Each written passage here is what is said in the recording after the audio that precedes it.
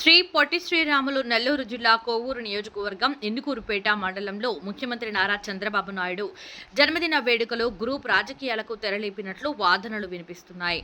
ఇందుకూరుపేట మండల టీడీపీ అధ్యక్షులు ఆర్ వీరేంద్ర నాయుడు ఆదేశాలతో కొత్తూరు టీడీపీ కార్యాలయంలో ముఖ్యమంత్రి జన్మదిన వేడుకలు జరగడానికి పార్టీ శ్రేణులు హాజరైనట్లు తెలిపారు. అదే సమయానికి జగదేవిపేటలో అధిష్టానం పేరుతో పోటీగా మరికొందరు చంద్రబాబు నాయుడు జన్మదిన వేడుకలు జరపడం ద్వారా మండలంలో గ్రూప్ రాజకీయాలకు అంకురార్పణ ప్రారంభమైనట్లు అభిప్రాయపడుతున్నారు. ఎమ్మెల్యే జోక్యం చేసుకుని మండలంలో టీడీపీ మనుగడ కోసం గ్రూప్ రాజకీయాలకు స్వస్తి పలికితే విధంగా పార్టీ భవిష్యత్తును కాపాడాలని టీడీపీ రాష్ట్ర కార్యదర్శి బీసీసీఎల్ అధ్యక్షుడు గంపల అనిల్ కుమార్ కోరారు. మొత్తం మీద ఇందుకూరుపేటలో ఎప్పుడూ లేని విధంగా గ్రూప్ రాజకీయాలు వీధిన పడ్డట్లు తెలుస్తోంది.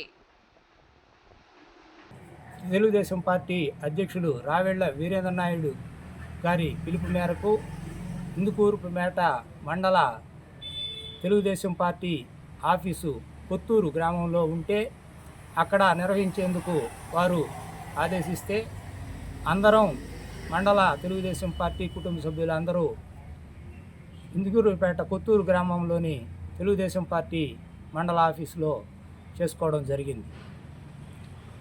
అది గమనించో కావాలని చేశారో ఏమో తెలియదు, కానీ కొంతమంది జగదేవిపేటలో కార్యక్రమాన్ని చేసుకోవడం జరిగింది. జగదేవిపేటలో కానీ ఇంకొక దగ్గర కానీ ఎక్కడైనా చేసుకోవచ్చు. పుట్టినరోజు చంద్రబాబు నాయుడు పుట్టినరోజు అంటే ప్రతి ఇంట్లో పండుగ రోజే.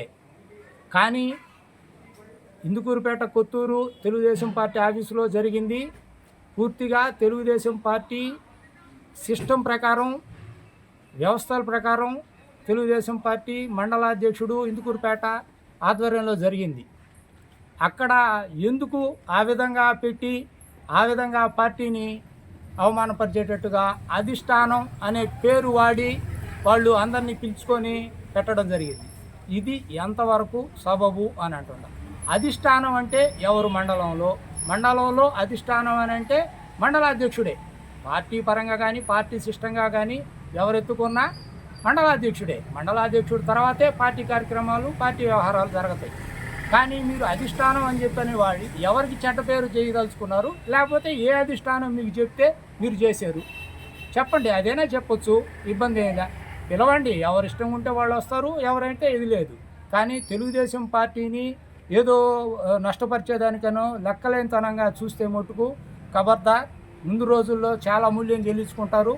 ఇది పార్టీకి నష్టం జరిగే పనులు ఏ చేసినా దానికి తగ్గట్టు వాళ్ళు ఇబ్బందులు పడతారని చెప్పని మటుకు నేను ఈ సందర్భంగా తెలియజేస్తాను. అంటే మీరు చెప్పేది తెలుగుదేశం పార్టీలో గ్రూప్ రాజకీయాలు నడుస్తున్నాయన? మనం ఇప్పుడు పెట్టిన తర్వాత అదే కనపడి దీంతోనే ఆ భావంతోనే మేము చేస్తున్నాం.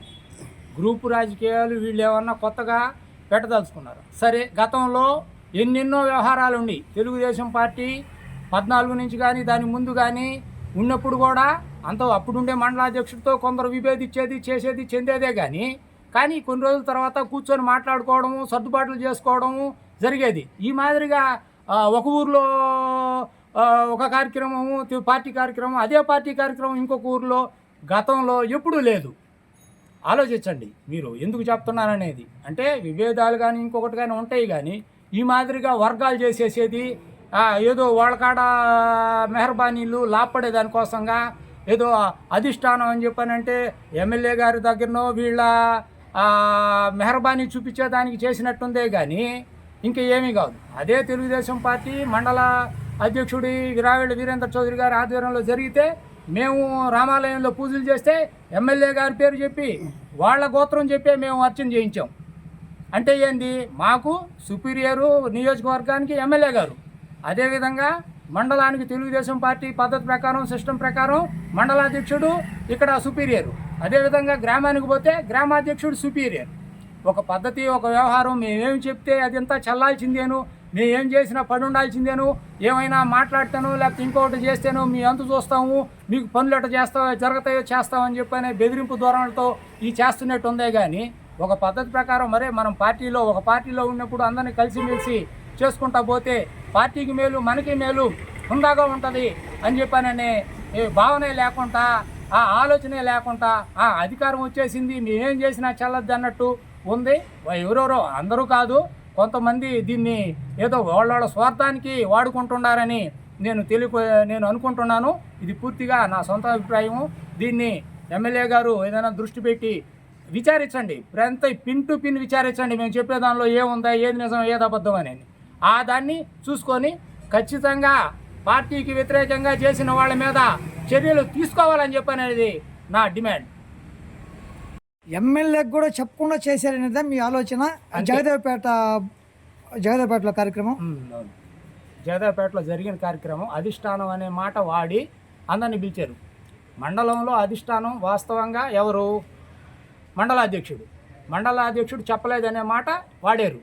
మండలాధ్యక్షుడు తెలియకుండా ఆడబెట్టేసి అధిష్టానం అని చెప్పానని మీరు అందరినీ తప్పుదో ఎందుకు పెట్టించాలా? ఎమ్మెల్యే చెప్పుకుంటారేమో. సరే, ఎమ్మెల్యే గారు చెప్పారు అని చెప్పనే మాట వాడండి. అయితే ఎమ్మెల్యే గారు చెప్పారని మాకు అందరికీ పెట్టండి. ఇప్పుడు మాకు సుపీరియర్ ఎమ్మెల్యే గారు అనే పదం ఆడు వాడితే మండలాధ్యక్షుడు మేము కూడా ఆడికే వస్తాం కదా. ఇప్పుడు సుపీరియర్ ఎవరు? ఎమ్మెల్యే గారు పెట్టండి. సరే, చివరిగా మీరు వాళ్ళ చెప్పాలనుకుంటున్నారు, ఆదేశాలే మేము పాటిస్తాం. ఇబ్బంది ఏముంది? చివరిగా మీరు ఏం చెప్పాలనుకుంటున్నారు? పార్టీ ఇటాటి ముందు జరగకూడదని, పార్టీకి నష్టం చేసే పనులు ఇవి కానీ ఖచ్చితంగా మేము చెప్పదలుచుకున్నాము. దీని మీద విచారించి ఖచ్చితంగా వాళ్ళ మీద చర్యలు తీసుకొని ఇటువంటి ముందు జరగకుండా చూడాలని చెప్పి అనేదే మా అభిప్రాయం.